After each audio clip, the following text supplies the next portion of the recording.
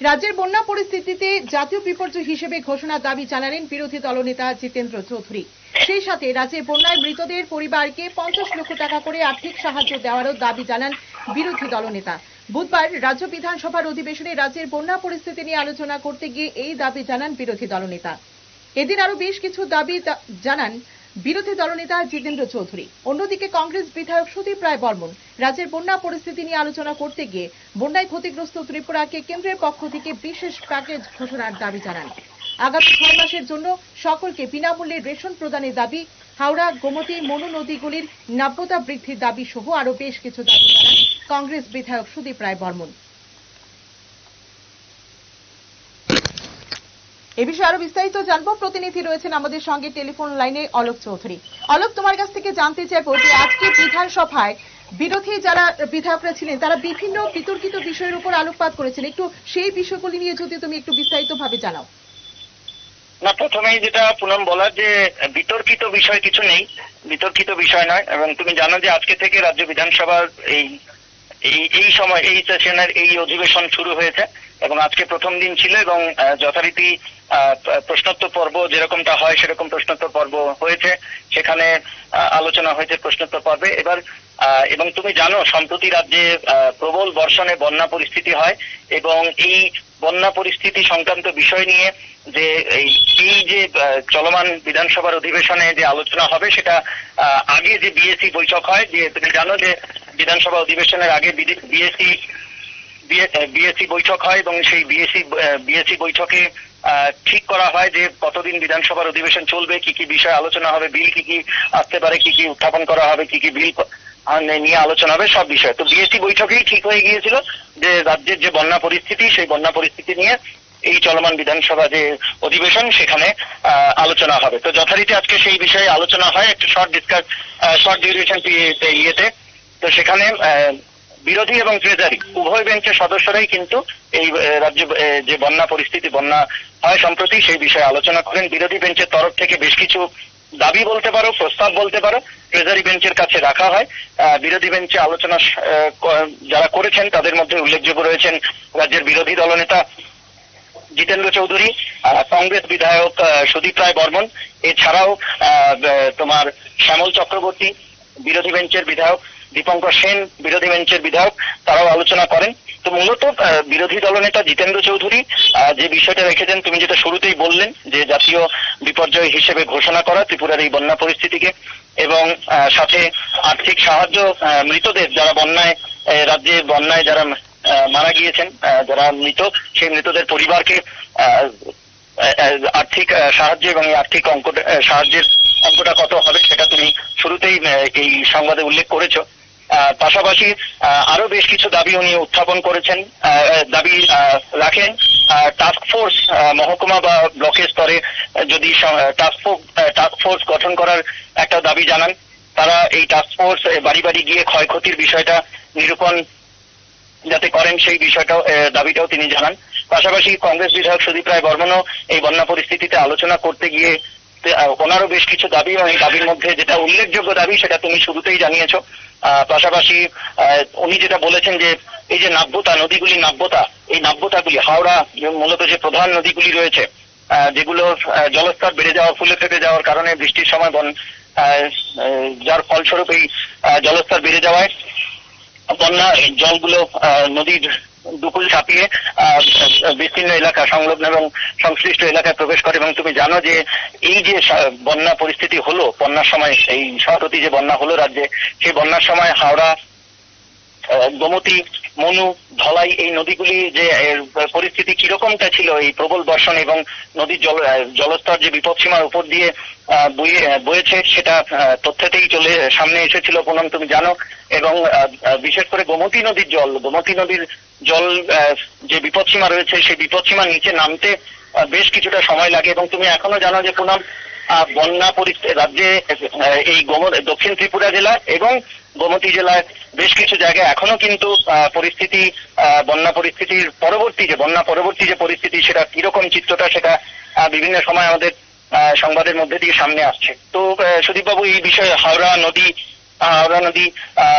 গোমতী নদী, মনু নদী, এই নদীগুলির নাব্যতা বৃদ্ধিরও দাবি জানান। সঙ্গে আরো বেশ কিছু উনি দাবি উত্থাপন করেন। তো মূলত এই বিষয়গুলো নিয়ে বিরোধী শিবির থেকে জিতেন্দ্রবাবু, রাজ্যের বিরোধী দলনেতা জিতেন্দ্র চৌধুরী এবং কংগ্রেস বিধায়ক সুদীপ রায় বর্মনের যে আলোচনা এই রাজ্যে বন্যা পরিস্থিতি সংক্রান্ত বিষয়ে, সেই আলোচনায় যে দাবিগুলো মূলত এগুলি উল্লেখযোগ্য ছিল।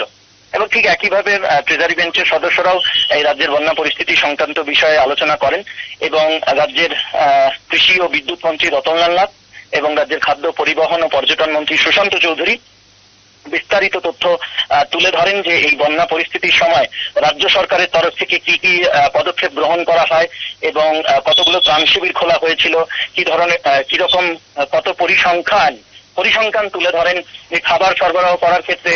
তারপরে তোমার যে ধরনের ব্যবস্থা করা হয়েছিল বন্যা পরিস্থিতি মোকাবিলায় সেই সংক্রান্ত ক্ষয়ক্ষতি এখনো পর্যন্ত কারণ সম্পূর্ণ ক্ষয়ক্ষতি এখনো পরিষ্কার চিত্রটা সামনে আসেনি, তথ্যটা সামনে আসেনি পুনম, তুমি জানো। এবং সম্প্রতি একটি কেন্দ্রীয় প্রতিনিধি দল রাজ্যে সফর করেন এবং তারা সেই বন্যা পরিস্থিতির ক্ষয়ক্ষতি নির্ণয়ের জন্য রাজ্যের বিভিন্ন জেলায় সফর করেন। সেটাও আলোচনায় উঠে এসেছে রতনবাবুর বক্তব্যে। এবং তো এই রাজ্য সরকারের তরফ থেকে যে সমস্ত পদক্ষেপ নেওয়া হয়েছিল বন্যা মোকাবিলায় এবং সেটা কতগুলো ত্রাণ শিবির খোলা হয়েছিল, মানে খাবার, শুকনো খাবার, প্যাকেটজাত খাবার কিভাবে কত সংখ্যায় সরবরাহ করা হয়েছে, তারপরে তোমার এই যে সমস্ত ব্যবস্থাগুলি নেওয়া হয়েছিল বন্যা পরিস্থিতি মোকাবিলায়, এবং এখনো পর্যন্ত যেটা বলছিলাম তোমাকে একটু আগে, যে এখনো পর্যন্ত কত ক্ষয়ক্ষতি হয়েছে তার একটা এখনো পর্যন্ত পূর্ণাঙ্গ ক্ষয়ক্ষতির চিত্রটা এখনো পাওয়া যায়নি এবং এটা আসতে সময় লাগবে। যখন সামনে আসবে তথ্যটা তখন সেটা পরিষ্কার হবে। কিন্তু এখনো পর্যন্ত কত ক্ষয়ক্ষতি হয়েছে বন্যায়, সামগ্রিক ক্ষয়ক্ষতি, সে বিষয়ে একটা তথ্য তুলে ধরেন রতনবাবু এবং স্বাভাবিকভাবেই বিষয়টা তুলে ধরা হয়। এবং যেটা উল্লেখযোগ্য বিষয়, রতনবাবু জানিয়েছেন যে বিরোধী বেঞ্চের সদস্যরা যে সমস্ত দাবি বা প্রস্তাব যেটাই বলো না কেন তা ওনারা তুলে ধরেন, সেগুলো রাজ্য মন্ত্রিসভার বৈঠকে আলোচনা করা হবে বলে এমনটা আশ্বাস দিয়েছেন, এমনটা জানিয়েছেন রতনবাবু, রাজ্যের কৃষিমন্ত্রী রতনলাল নাথ। তো এই ছিল মোটামুটি মোটের উপর পরিস্থিতি। ট্রেজারি বেঞ্চের আরো অনেক সদস্যরা আলোচনা করেন এবং মূলত এটাই ছিল আজকে রাজ্য বিধানসভার অধিবেশনে বন্যা পরিস্থিতি নিয়ে বিরোধী বেঞ্চের সদস্যদের দাবি বলো বা প্রস্তাব বলো আলোচনার সময়। এবং ট্রেজারি বেঞ্চের তরফ থেকে রাজ্যের কৃষিমন্ত্রী রতনলাল নাথ, কৃষি ও বিদ্যুৎ মন্ত্রী রতনলাল নাথ এবং খাদ্য, পরিবহন ও পর্যটন দপ্তরের মন্ত্রী সুশান্ত চৌধুরী বিস্তারিত তথ্য তুলে ধরেন তাঁদের আলোচনায়। এর পাশাপাশি পুনম এই বন্যা পরিস্থিতি নিয়ে এই বিষয়টা ছিল। আরেকটা বিষয় যে তুমি জানো, সম্প্রতি রাজ্যের মৎস্যমন্ত্রী সুধাংশু দাসের একটি পোস্ট, ফেসবুকে করা একটি পোস্ট নিয়ে বেশ বলা যেতে পারে বিতর্ক দেখা দেয়। এই বিষয়টা নিয়েও কিন্তু আজকে রাজ্য বিধানসভার অধিবেশনে আলোচনা হয় এবং তুমি জানো যে বিরোধী শিবির থেকে এই বিষয়টা নিয়েও আলোচনা হয়। বিশেষ করে বিরোধী বেঞ্চের বিধায়ক, কংগ্রেস বিধায়ক বিরোজিৎ সিনহা এই বিষয়টা উত্থাপন করেন এবং কংগ্রেসের তরফ থেকেও সুদীপ রায় বর্মন আলোচনা করেন। এবং এই ইস্যুতে কিন্তু কার্যত বলা যেতে পারে ট্রেজারি বেঞ্চের বিধায়ক, রাজ্যের মৎস্যমন্ত্রী সুধাংশু দাসের সমালোচনায় সরব হন এবং দাবিও করা হয় বিরোধী বেঞ্চ থেকে।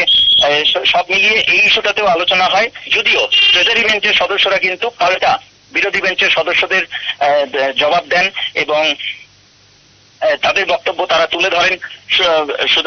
রাজ্যের খাদ্যমন্ত্রী সুশান্ত চৌধুরী কানাইয়া কুমারের উদাহরণ তুলে ধরে বিরোধী বেঞ্চের কংগ্রেস বিধায়ক সুদীপ রায় বর্মনের দিকে প্রশ্ন ছুড়ে দেন। পাশাপাশি রতনবাবু বক্তব্য তুলে ধরেন। সব মিলিয়ে এই ইস্যুতে সরগরম হয় এবং সুধাংশু দাস যার পোস্ট ঘিরে এই বিতর্ক বলতে পারো বা এই যে একটা ইস্যু তৈরি হয় বলতে পারো, আজকে রাজ্য বিধানসভার অধিবেশনে বলা যেতে পারে ট্রেজারি এবং বিরোধী বেঞ্চের সদস্যদের মধ্যে বেশ কিছুটা সময় তীব্র বাদানুবাদ হয়। এবং অসংখ্য ধন্যবাদ অলোক তোমাকে আমাদের সঙ্গে এতক্ষণ ধরে থাকার জন্য এবং বিভিন্ন বিষয় নিয়ে তুমি বিস্তারিতভাবে আলোচনা করেছো। আজকে বিধানসভায় যারা বিধায়করা ছিলেন তারা যে দাবিগুলি রাখা হয়েছে সেই দাবিগুলো তুমি বিস্তারিতভাবে বলেছো, বিষয়ের উপর আজকে আলোকপাত করা হয়েছে সেগুলো তুমি আমাদেরকে জানিয়েছো। অসংখ্য ধন্যবাদ। এবার